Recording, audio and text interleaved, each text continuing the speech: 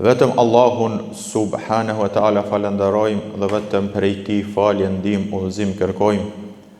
Salavatet, selamet qofshin mbi Muhammedin sallallahu alaihi wasallam, hulën e pejgamberisë, mbi shokët e tij, mbi familjen e tij dhe mbi të gjithë ata të cilët ndjekin rrugën e tij me sinqeritet, deri në atë ditë ku thot Allahu subhanahu wa ta'ala: "Yawma la yanfa'u malun wala banun illa man ata Allah biqalbin salim."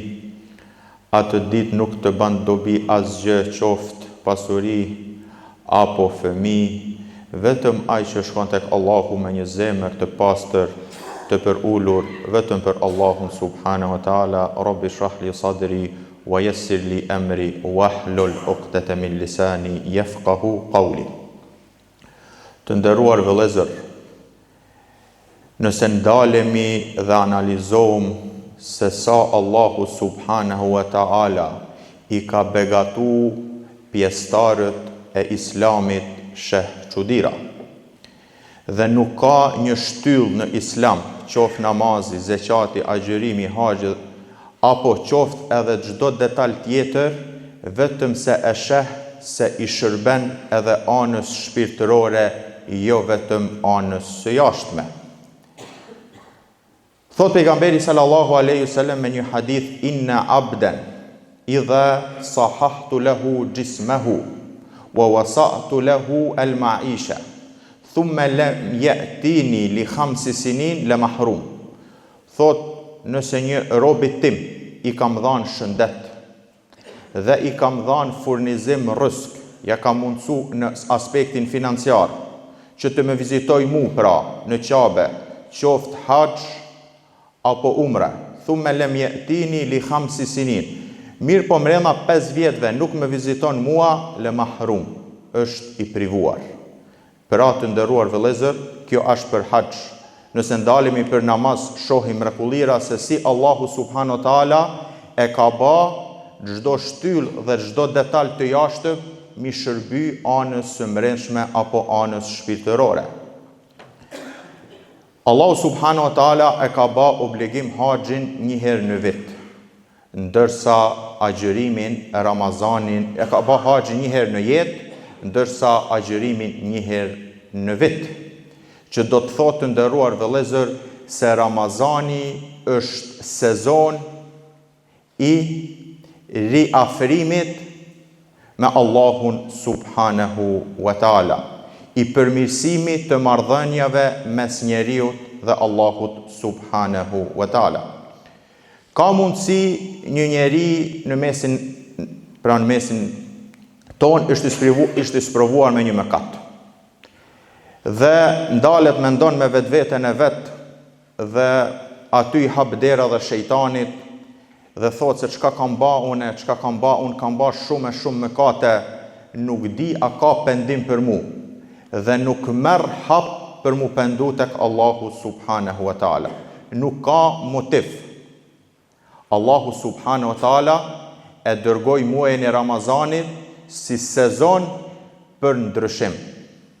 Pra, nëse 11 muaj nuk ke motiv për me ndryshu, nëse 11 muaj nuk ke motiv që të shtyn për mu kthy tek Allahu subhanahu wa ta'ala, Allahu e bëri këtë muaj me të tregu ty dhe mu që asesi njeriu nuk duhet mi hup shpresat prej mëshirës dhe faljes e Allahut subhanahu wa ta'ala.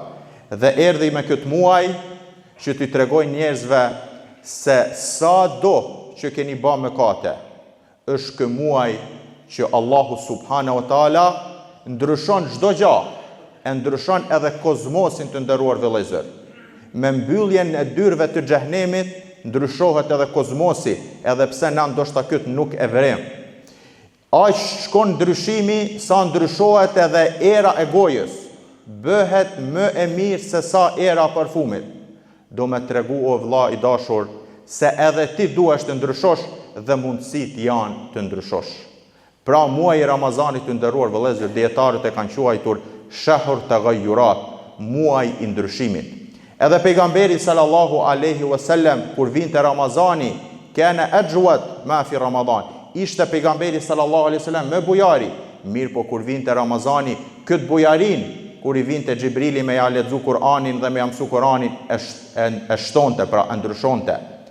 Për atë Allahu subhanahu wa taala i tha pejgamberit sallallahu alaihi wasallam: "Ya ayyuhan nabi ittaqillah." O i dërguari i Allahut, ke frikë Allahun. Pra, shtoje devotshmërinë, shtoje devocionin, që do me tregu se sa do që i devotshëm është njeriu, as se si nuk ka kufi devotshmëria dhe përmirësimi i rrugës për tek Allahu subhanahu wa taala. Pra njeriu as nuk duhet mu mashtru, pra me ra prej e shejtanit se për mu nuk ka pendim, dhe ai që ban vepra të mira nuk duhet mu mashtru se kam mjaftu me kaq, sepse devotshmëria, punët e mira nuk kanë kufi, se Allahu subhanahu wa taala, edhe pse pejgamberi sallallahu alaihi wasallam tha: "Inni akhshakum lillahi wa atqakum." Unë jam më së shumti që i kam frikë Allahut dhe jam më i devotshëm prej jush. Megjithatë, Allahu obligoi që këtë devotshmëri që e ka ta shtojnë vazhdimisht, sepse devotshmëria, punët e mira, përmirësimi për tek Allahu subhanahu wa taala nuk ka fund, nuk ka kufi. Pra të nderuar vëllezër, muaji i Ramazanit është muaji i ndryshimit. Çdo gjë ndryshon.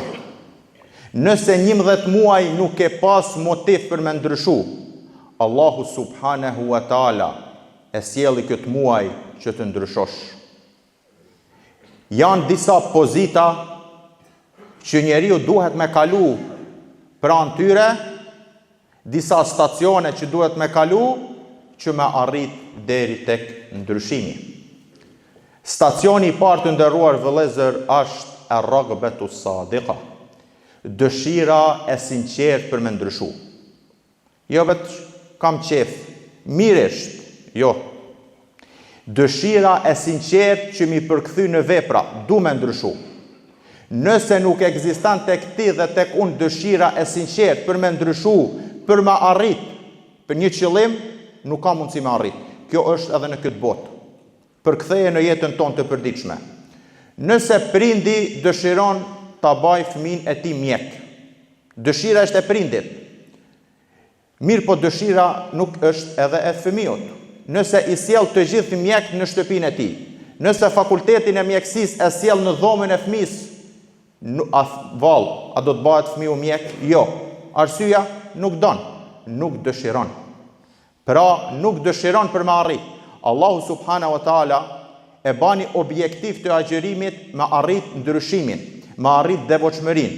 Mirë po, kusht për me arrit devotshmërinë, kusht i parë është dëshira e sinqertë për me ndryshu. Nuk ka, nuk mund, nuk du. Don ke me arrit, qoftë në këtë botë, qoftë edhe për tek Allahu subhanahu wa taala. Besoj shumë prej nesh e kemi ndëgju hadithin e pejgamberit sallallahu alaihi wasallam kur një njeri i mbyti 99 njerëz. Mirë po dëshira sinqertë e ti donte pendimin, donte ndryshimin. U nis për me kërku pendim, për me kërku ndryshim. E takoi një murg, një prift, ishte i devotshëm, por dituri jo të mjaftueshme për me zgjedh një problem. Dhe këtu është rreziku që njeriu me dhanë përgjigje kur nuk i ka mekanizmat e mjaftueshme për të zgjedhur një problem të caktuar. I thot nuk ka pendim për ty, ke myt 99 vet, ku ka pendim për ty? E myt edhe 100-tin. Gjenocid. Mirë po me gjithë 100 vet mbytje nuk e heki atë dëshirën për të ndryshuar, për të penduar. Atëherë vazhdoi tek një njeri ditur dhe i tha, "Ç'të pengon ty nga pendimi? Dënimin do ta merrsh tek Allahu për mbytjen, edhe do të jesh në mëshirën e Allahut e me rëndësi. Mirë po, jo se nuk do të ketë pendim të përhershëm për ty." Atëheran niset, i thot, shko në një fshat ku ka njerëz të mirë dhe ato njerëz të mirë ty do të ndihmojnë të ndryshosh, do të ndihmojnë të realizosh pendimin e sinqertë pasi dëshira ekziston. Dhe niset për një fshat dhe rrugës për tek ai fshat të nderuar, ky person vdiq. Atëheran zbresin me lajket e dënimit dhe me lajket e faljes. Dhe ndodhe një debat mes tyre, dhe me lajket e dënimit i thonë, ky s'ka pas një vepër, ka myt 100 njerëz. me lajket e faljes, i thonë që ky është nis për mu pendu. Allahu subhanahu wa taala, të nderuar vëllezër, dëshira e sinqertë për ndryshim e dërgon një melek në formë të njeriut që të gjykojë mes tyre. Dhe i thot, matni distancën. A është më afër vendit ku i ka bërë krimet, apo është më afër vendit për që është nis të kërkoj falje? Allahu subhanahu wa taala e bëri që të kurret dhe të mushtohet toka, që të anoj dhe të dominoj distanca e vendit në të cilin është nis për të kërkoj falje. Dëshira e sinqertë për pendim dhe për ndryshim të nderuar vëllezër e bën që edhe toka me lëviz, me lejen e Allahut subhanahu wa taala normal. Për atë të nderuar vëllezër, ky muaj është muaji i ndryshimit. Është fakt se 11 muaj kanë kalu, s'kemi pas motiv. Allahu subhanahu wa taala desht me pak vepra që të hyjmë në karavanin e ndryshimit. Thot kush agjeron Ramazanin me besim dhe duke prit shpërblimin tek Allahu subhanahu wa taala, i falen mëkatet. Kush ngritet dhe falet duke shpresu premtimin dhe shpërblimin e Allahut, i falen mëkatet dhe kështu me radhë të nderuar. Allahu subhanahu wa taala den me pak shpun për ti me arrit tek objektivi kryesor, qëllimi e ajo është falja. E tjetra të nderuar vëllezër, stacion, pozitë që duhet njeriu të kaloj prej pozitës së parë, dëshirës së flak dhe sinqert për ndryshim, për pendim, është el istidad ar-ruhi, përgatitja e anës shpirtërore, siç thash në fillim. Çdo detaj i fesë, nëse ndalemi, nuk i shërben veç anës së jashtme, por i shërben edhe anës së brendshme. Dhe këtë e vrem se në Ramazan ne jemi më mirë edhe shpirtërisht, sepse vetë agjërimi, vetë haxhi, vetë namazi, vetë zakati nuk është thjesht një ritual që bëhet me qenë ritual i thatë, i vrasht vetë në anën e jashtme, mirë po është edhe në shërbim të brendshmes dhe shpirtit. Sepse Allahu subhanahu wa taala kur e krijoi njeriun, e krijoi prej dy komponenteve, trup fizik dhe anës metafizik, shpirt. Pra që çdo adhurim e ka bë që mi kontribu dhe mi shërby si të jashtmes ashtu edhe të brendshmes. Përgatitja shpirtërore të nderuar vëllezër. Jo rastësisht në muajin pra Shaban, thot pejgamberi sallallahu alaihi wasallam, Allahu zbret pra në mesin e Shabanit, në natën e mesit të Shabanit, ashtu siç i takon madhërisë së tij, dhe i fal të gjithë vetëm dy kategori njerëzish. Ai që i bën ortak Allahut subhanahu wa taala në adhurim, dhe ai i cili ka grindje në mes vete, pra ka grindje mes vete, që don të thotë që ana shpirtërore, zemra, që Allahu i shikon zemrat e njerëzve dhe nuk e shikon fizionomin e tyre, duhet mu pastru. Duhet mu pastru nga xhelozia, duhet mu pastru nga syefaqësia, duhet mu pastru nga mendjemallësia, duhet mu pastru që me qenë e gatshme për me pranu gjërat e mira. Sepse nuk mundet në një vend, në një zemër mu bashku mendjemallësia dhe modestia. Nuk mundet në një vend mu bashku sinqeriteti dhe syefaqësia. Nuk mundet në një vend mu bashku zilia dhe pra të nderuar vëllezër. Dyta stacion, e dyta pozitë që njeriu duhet me kalu si agjërues, që mos me dal nga ky Ramazan vetëm se të falun nga mëkatet, është ta përgatisim anën shpirtërore, ta pastrom edhe anën shpirtërore. U përshkru një grua në mesin e pejgamberit sallallahu alaihi wasallam dhe tha, filanja është që falet shumë, agjeron shumë, jep sadaka shumë, mirë po e shqetëson kojshin. Pejgamberi sallallahu alaihi wasallam tha, ajo është në zjarr. Pra të nderuar vëllezër, ne ka mundësi të falemi edhe taravih dhe namaz, mirë po kemi disa probleme të brendshme, nënshmim, shqetësim të tjerëve, nuk dhe me thanë dobia, mos thëmë si nuk ndoshta nuk na ban dobi hiç, mirë po dobia është shumë e vogël, sepse pejgamberi sallallahu alaihi wasallam na tregoi, sepse derisa në brendësinë tonë kemi probleme, nënshmimin e njerëzve, përgojimin, shpifjet, shqetësimin e kështu me radhë, pejgamberi sallallahu alaihi wasallam e përshkruajti këtë grua dhe tha, kjo është në zjarr. Dhe përshkruan një grua tjetër, tha, nuk falet shumë, i kryen obligimet, agjërimin e agjeron Ramazanin, jo diçka që mund të ceket filjana e ka një adhurim pra special. Mirë po nuk e shqetëson kojshin.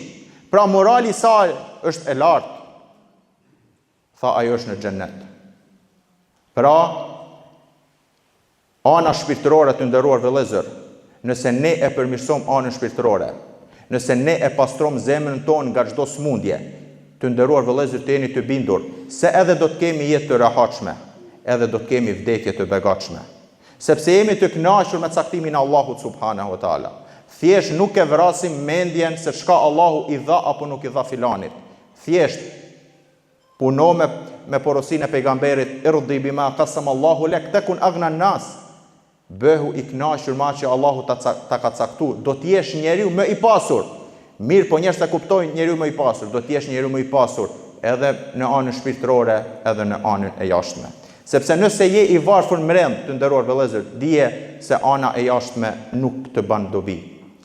E treta të nderuar vëllezër, stacion që duhet njeriu me kalu është e tebessur. Vetëdisimi, vetëdia dhe me ditë pozitën tënde në të cilën je, a je i kënaqur me atë pozitë. Gjithë kemi me vdek. Sot me ashtru vetes do kush nga një pyetje. Sot unë me vdek. Kjo vdekje, a je i kënaqur me këtë vdekje? Kjo vdekje, a është i Allahu subhanahu wa taala i kënaqur me ty apo jo? Varësisht si njeriu përgjigjet te kjo pyetje, ashtu edhe reagon. I qet anët pozitive, gjithkush i kemi 30, 40, 50, 60 vite. Çdo kush mundohet në dunja me ba bilancin, hyrje, daljet, fitimet, humbjet. Vetëm njeriu ban eksperimente me jetën e vet dhe nuk nalet një herë me mendu anët pozitive, anët negative. Ku kam unë nevojë që të përmirësohem? Mu nal një herë me vetveten e vet, pas një namazit të caktuar. Allahu e ka urdhëruar pejgamberin, mu ngrit një herë me vetveten, mu ndal dhe me mendu me vetveten e vet. Këtë rrugë në të cilën unë jam duke ecë, a knaq Allahun subhanahu wa taala apo nuk e knaq? Çfarë pozita kam unë tek Allahu subhanahu wa taala? E nëse don me di se çfarë pozite ke tek Allahu, thjesht idha arata an tanzur makanaka inda Allah fanzur fima aqamak. Shiko në çka është duke të shfrytzu Allahu. Shiko se ti në relacion me Allahun çfarë raportesh ke, ndaj obligime dhe ndaj ndalesave, si je, thjesht do ta marrësh përgjigjen. Dhe pika e katërt në të cilin duhet njeriu të kaloj që të ndryshoj është la taraddat. Pra mos hezito në ndryshim. Ndryshimi nuk ka alternativë, nuk ka du mirisht, jo të nderuar vëllezër. Nëse do me shpëtu, është obligative ndryshimi. Pra la taraddat, pra rregulli i katërt, asesi pra mos hezito në ndryshim. Thuaj du me ndryshu. Dhe kemi rastin e grua, pra në rastin e grua së mbretit në kohën e Jusufit, ajo në fillim, pra dihet rasti i saj, mirë po tha el ana hashas al haq, tash u ba e qartë e vërteta dhe ndryshoj. Pra nuk ka mundësi njeriu mos me ndryshu. E vetmi rast kur njeriu nuk mundet me ndryshu as kur nuk don. Dhe kur heziton me marr hapa konkrete për me ndryshu. Pra të nderuar vëllezër, ti përsërisim në pika shkurta.